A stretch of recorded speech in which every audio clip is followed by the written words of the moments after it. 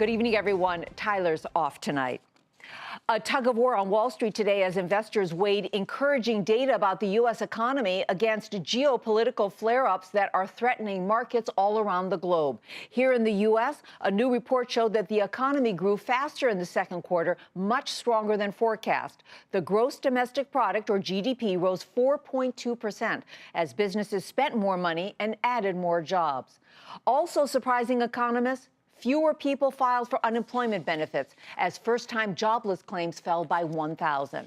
But reports that Russian combat troops entered Ukraine spooked investors, and all the major averages turned negative.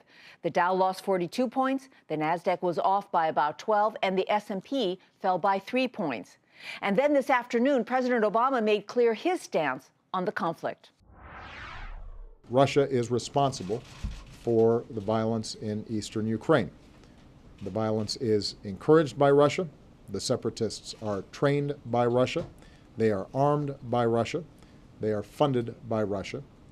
Russia has deliberately and repeatedly violated the sovereignty and territorial integrity of Ukraine. We begin tonight with more on those Russian troops on the ground in Ukraine and why Wall Street is worried. Russia faces the possibility of more economic sanctions from the West due to increased evidence that the Russian military is operating in eastern Ukraine.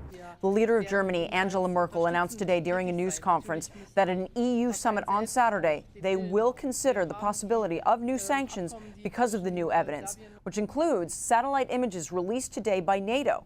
NATO says they show Russian combat military forces doing military operations inside the sovereign territory of Ukraine.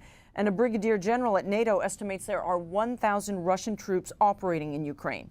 This comes on top of Ukrainians capturing 10 Russian paratroopers earlier in the week, 12 miles from the Russian border. The Russian media today, quoting anonymous sources, says that the soldiers got lost. And it was big news in Russia, the mothers of those soldiers appearing on national television begging for their return. Also on Russian TV today, Alexander Zakharchenko. He's the self-proclaimed prime minister of the self-proclaimed Donetsk People's Republic.